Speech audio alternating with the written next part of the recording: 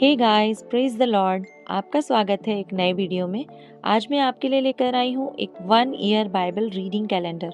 अगर आप अपनी बाइबल को रोज़ नहीं पढ़ पाते हैं और आप कभी भी अपनी बाइबल कंप्लीट नहीं कर पाए हैं तो ये वीडियो आपके लिए है। इसमें ओल्ड टेस्टमेंट और न्यू टेस्टमेंट के सभी चैप्टर्स को इस तरह से लिया गया है कि आप 1 ईयर में अपनी पूरी बाइबल कंप्लीट कर पाएंगे। ये ऑडियो फॉर्मेट है, इसके साथ आप अपनी बाइबल को ओपन करके रीड कर सकते हैं। डे 1 से लेकर डे 365 तक के सभी चैप्टर्स मैं आपके लिए लेकर आई हूँ। डे 365 पर आप अपनी पूरी बाइबल कंप्लीट कर पाएंगे, इसलिए आप इसके द्वारा आशीषित हों। और अगर आपको ये वीडियो पसंद आती है तो आप अपने फैमिली और फ्रेंड्स से शेयर करें, और अगर आप चाहें तो आप सब्सक्राइब, लाइक और कमेंट भी कर सकते हैं। So praise the Lord, shalom to everyone. Let's get started. Day 71, chapter number 17। तू अपने परमेश्वर यहोवा के लिए कोई बैल या भेड़ बकरी बलि ना करना जिसमें दोष या किसी प्रकार की खोट हो, क्योंकि ऐसा करना तेरे परमेश्वर यहोवा के समीप घृणित है। जो बस्तियां तेरा परमेश्वर यहोवा तुझे देता है, यदि उनमें से किसी में कोई पुरुष या स्त्री ऐसी पाई जाए जिसने तेरे परमेश्वर यहोवा की वाचा तोड़कर ऐसा काम किया हो जो उसकी दृष्टि में बुरा है, अर्थात मेरी आज्ञा उल्लंघन करके पराये देवताओं की या सूर्य या चंद्रमा या आकाश के गढ़ में से किसी की उपासना की हो या उनको दंडवत किया हो, और यह बात तुझे बतलाई जाए और तेरे सुनने में आए, तब भली भांति पूछ पाछ करना। और यदि यह बात सच ठहरे कि इज़राइल में ऐसा घृणित कर्म किया गया है, तो जिस पुरुष या स्त्री ने ऐसा बुरा काम किया हो, उस पुरुष या स्त्री को बाहर अपने फाटकों पर ले जाकर ऐसा पथराव करना कि वह मर जाए। जो प्राण दंड के योग्य ठहरे वह एक ही की साक्षी से ना मार डाला जाए, किंतु 2 या 3 मनुष्यों की साक्षी से मार डाला जाए। उसके मार डालने के लिए सबसे पहले साक्षियों के हाथ और उनके बाद और सब लोगों के हाथ उस पर उठें। इसी रीति से ऐसी बुराई को अपने मध्य में से दूर करना। यदि तेरी बस्तियों के भीतर कोई झगड़े की बात हो, अर्थात आपस के खून या विवाद या मारपीट का कोई मुकदमा उठे और उसका न्याय करना तेरे लिए कठिन जान पड़े, तो उस स्थान को जाकर जो तेरा परमेश्वर यहोवा चुन लेगा, लेवीय याजकों के पास और उन दिनों के न्यायियों के पास जाकर पूछ पाछ करना कि वे तुमको न्याय की बातें बतलाएं, और न्याय की जैसी बात उस स्थान के लोग जो यहोवा चुन लेगा तुझे बता दें, उसी के अनुसार करना। और जो व्यवस्था वे तुझे दें उसी के अनुसार चलने में चौकसी करना। व्यवस्था की जो बात वे तुझे बताएं और न्याय की जो बात वे तुझसे कहें, उसी के अनुसार करना। जो बात वे तुझको बताएं उससे दाहिने या बाएं ना मुड़ना।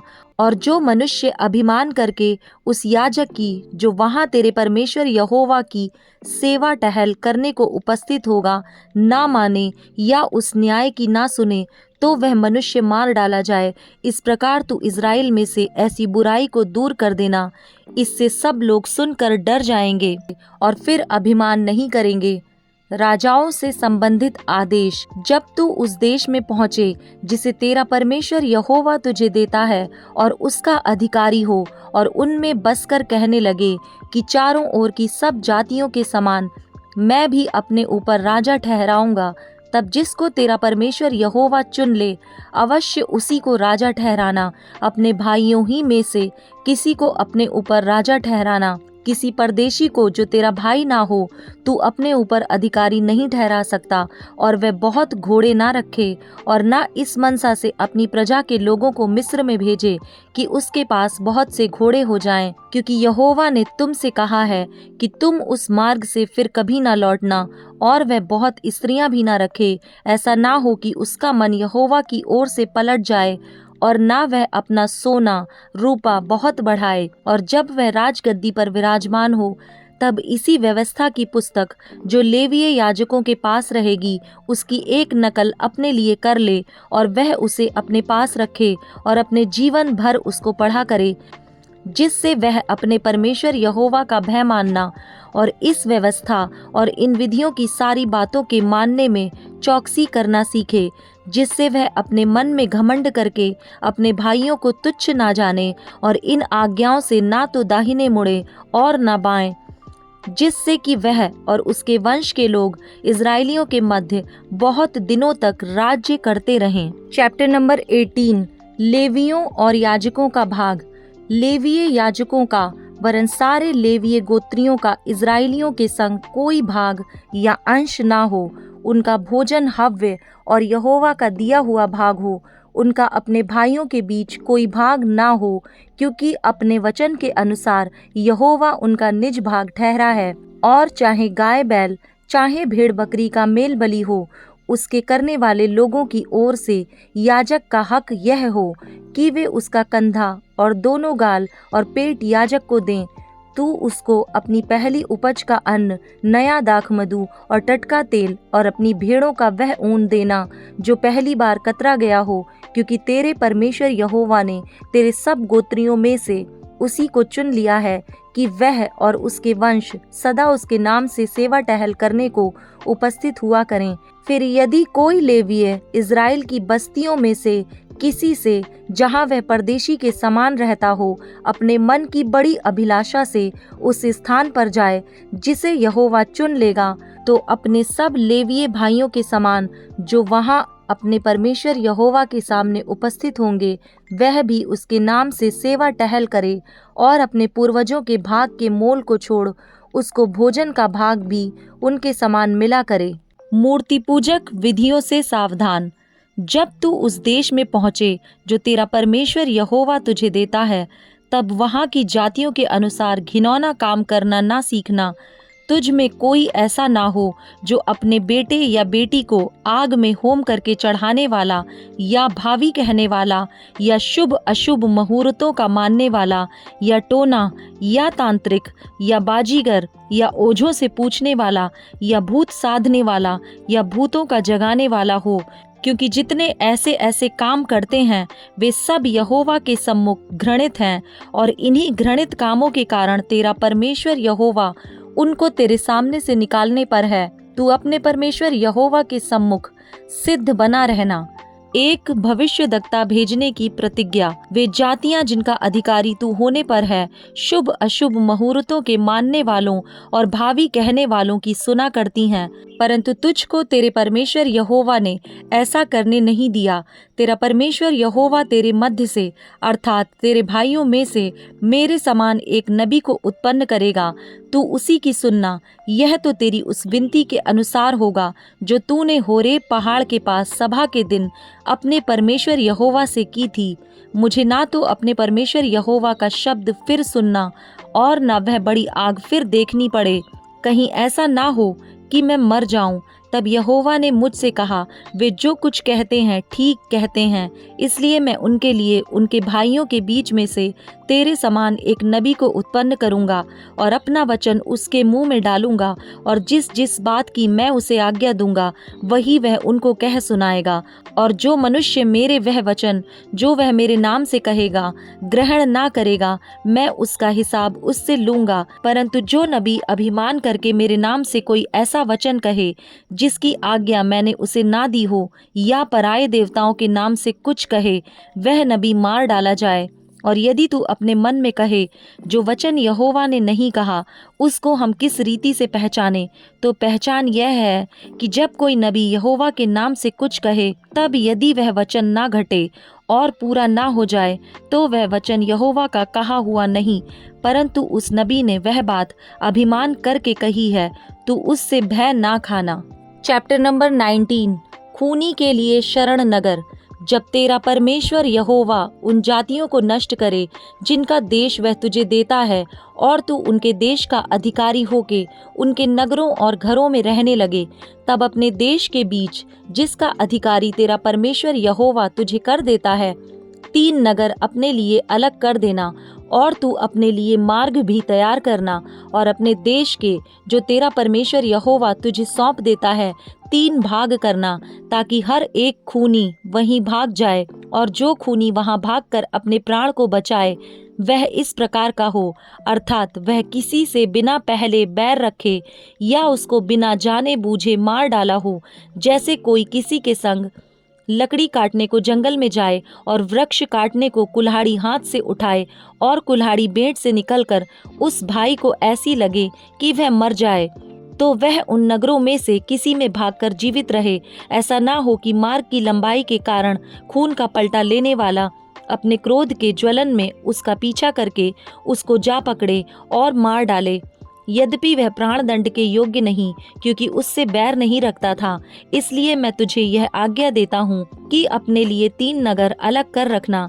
यदि तेरा परमेश्वर यहोवा उस शपथ के अनुसार जो उसने तेरे पूर्वजों से खाई थी, तेरी सीमा को बढ़ाकर वह सारा देश तुझे दे जिसके देने का वचन उसने तेरे पूर्वजों को दिया था, यदि तू इन सब आज्ञाओं को मानने में, जिन्हें मैं आज तुझको सुनाता हूँ, चौकसी करे और अपने परमेश्वर यहोवा से प्रेम रखे और सदा उसके मार्गों पर चलता रहे, तो इन 3 नगरों से अधिक और भी 3 नगर अलग कर देना, इसलिए कि तेरे उस देश में जो तेरा परमेश्वर यहोवा तेरा निज भाग करके देता है, किसी निर्दोष का खून ना बहाया जाए और उसका दोष तुझ पर ना लगे, परंतु यदि कोई किसी से बैर रखकर उसकी घात में लगे और उस पर लपक कर उसे ऐसा मारे कि वह मर जाए और फिर उन नगरों में से किसी में भाग जाए, तो उसके नगर के पुरनिये किसी को भेजकर उसको वहां से मंगाकर खून के पलटा लेने वाले के हाथ में सौंप दें कि वह मार डाला जाए। उस पर तरस ना खाना, परंतु निर्दोष के खून का दोष इज़राइल से दूर करना, जिससे तुम्हारा भला हो। प्राचीन सीमाएं, जो देश तेरा परमेश्वर यहोवा तुझको देता है, उसका जो भाग तुझे मिलेगा, उसमें किसी की सीमा जिसे प्राचीन लोगों ने ठहराया हो ना हटाना। गवाहों से संबंधित नियम, किसी मनुष्य के विरुद्ध किसी प्रकार के अधर्म या पाप के विषय में, चाहे उसका पाप कैसा भी क्यों ना हो, एक ही जन की साक्षी ना सुनना, परंतु 2 या 3 साक्षियों के कहने से बात पक्की ठहरे। यदि कोई झूठी साक्षी देने वाला किसी के विरुद्ध यहोवा से फिर जाने की साक्षी देने को खड़ा हो, तो वे दोनों मनुष्य जिनके बीच ऐसा मुकदमा उठा हो, यहोवा के सम्मुख अर्थात उन दिनों के याजकों और न्यायियों के सामने खड़े किए जाएं। तब न्यायी भली भांति पूछताछ करें, और यदि इस निर्णय पर पहुंचे कि वह झूठा साक्षी है और अपने भाई के विरुद्ध झूठी साक्षी दी है, तो अपने भाई की जैसी भी हानि करवाने की युक्ति उसने की हो, वैसी ही तुम भी उसकी करना। इसी रीति से अपने बीच में से ऐसी बुराई को दूर करना, तब दूसरे लोग सुनकर डरेंगे और आगे को तेरे बीच फिर ऐसा बुरा काम नहीं करेंगे। और तू बिल्कुल तरस ना खाना, प्राण के बदले प्राण का, आँख के बदले आँख का, दांत के बदले दांत का, हाथ के बदले हाथ का, पाँव के बदले पाँव का दंड देना। Mark chapter 14 verse number 1 to 25। Yeshu के विरुद्ध षड्यंत्र। 2 दिन के बाद फसह और अख़मीरी रोटी का पर्व होने वाला था। प्रधान याजक और शास्त्री इस बात की खोज में थे कि उसे कैसे छल से पकड़कर मार डालें, परंतु कहते थे, पर्व के दिन नहीं, कहीं ऐसा ना हो कि लोगों में बलवा मचे। बैतनियाह में यीशु का अभियंजन। जब वे बैतनियाह में शमौन कोढ़ी के घर में भोजन करने बैठा हुआ था, तब एक स्त्री संगमरमर के पात्र में जटा मांसी का बहुमूल्य शुद्ध इत्र लेकर आई और पात्र तोड़कर इत्र को उसके सिर पर उंडेला। परंतु कोई कोई अपने मन में रिसिया कर कहने लगे, इस इत्र का क्यों सत्यानाश किया गया, क्योंकि यह इत्र तो 300 दिनार से अधिक मूल्य में बेचा जाकर कंगालों में बांटा जा सकता था। और वे उसको झिड़कने लगे। यीशु ने कहा, उसे छोड़ दो, उसे क्यों सताते हो? उसने तो मेरे साथ भलाई की है। कंगाल तुम्हारे साथ सदा रहते हैं और तुम जब चाहो तब उनसे भलाई कर सकते हो, पर मैं तुम्हारे साथ सदा ना रहूंगा। जो कुछ वह कर सकी उसने किया। उसने मेरे गाड़े जाने की तैयारी में पहले से मेरी देह पर इत्र मला है। मैं तुमसे सच कहता हूँ कि सारे जगत में जहाँ कहीं सुसमाचार प्रचार किया जाएगा, वहाँ उसके इस काम की चर्चा भी उसके स्मरण में की जाएगी। यहूदा का विश्वासघात। तब यहूदा इस्करियोती, जो 12 में से एक था, प्रधान याजकों के पास गया कि उसे उनके हाथ पकड़वा दे। वे यह सुनकर आनंदित हुए और उसको रुपए देना स्वीकार किया, और वह अवसर ढूंढने लगा कि उसे किसी प्रकार पकड़वा दे। चेलों के साथ फसह का अंतिम भोज। अख़मीरी रोटी के पर्व के पहले दिन, जिसमें वे फसह का बलिदान करते थे, उसके चेलों ने उससे पूछा, तू कहाँ चाहता है कि हम जाकर तेरे लिए फसह खाने की तैयारी करें?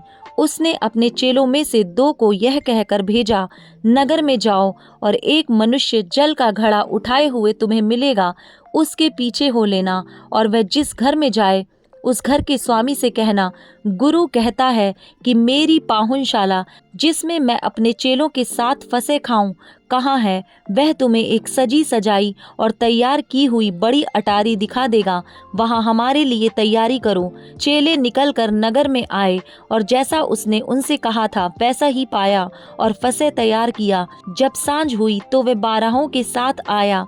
जब वे बैठे भोजन कर रहे थे तो यीशु ने कहा, मैं तुमसे सच कहता हूँ कि तुम में से एक जो मेरे साथ भोजन कर रहा है मुझे पकड़वाएगा। उन पर उदासी छा गई और वे एक एक करके उससे कहने लगे, क्या वह मैं हूँ? उसने उनसे कहा, वह 12 में से एक है जो मेरे साथ थाली में हाथ डालता है, क्योंकि मनुष्य का पुत्र तो जैसा उसके विषय में लिखा है जाता ही है, परंतु उस मनुष्य पर हाय जिसके द्वारा मनुष्य का पुत्र पकड़वाया जाता है। यदि उस मनुष्य का जन्म ही ना होता तो उसके लिए भला होता।